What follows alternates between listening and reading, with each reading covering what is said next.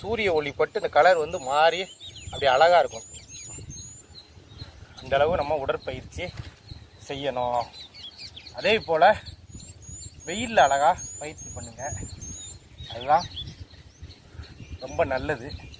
வெயில் உடம்புல கண்டிப்பாக படணும்.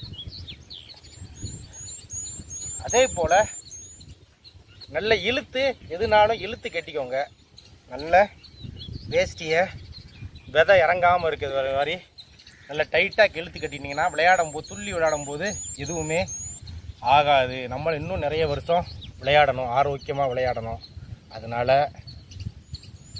நோய் வராமல் விளையாடணும்னா நம்ம விதையை கீழே இறங்காதபடி நல்ல இழுத்து லங்கோடு கட்டிக்கோங்க. லங்கோடு நான் சொல்லித்தரேன், ஒன்று கட்டித்தரேன், அதை கட்டிக்கோங்க. அதை கட்டி விளையாண்டா பிரச்சனையே இல்லை. தனியாக விளையாடாமல் லங்கோடு மட்டும் கட்டிக்கிட்டு விளையாண்டாலே காட்டுக்குள்ளே அழகாக இருக்கும். அதே மாதிரி பழகலாம். அது இருந்தால் நல்ல இழுத்து கட்டிட்டோம்னா எந்த பிரச்சனையும் நல்ல துள்ளி விளையாடலாம்.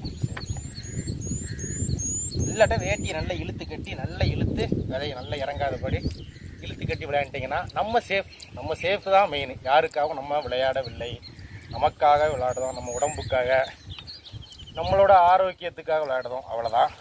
அதை நீங்கள் மனசில் வச்சு விளையாடுங்க. நம்ம விளையாண்டா நமக்கு தான், அது வேறு யாருக்கும் கிடையாது.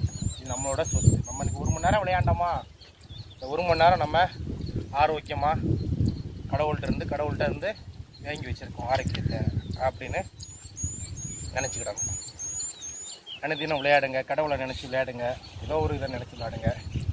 குறிக்கோளாக நல்லதை நினச்சி விளையாண்டா நல்லதே நடக்கும். கெட்டதை நினச்சி ஒருத்தர் அடிக்கணும், குத்தணும், கொள்ளணும் நினச்சி விளையாண்டா அந்த எண்ணங்கள் உள்ளே வரும். அதனால் நல்ல சிந்தனையே விளையாடுவோம்.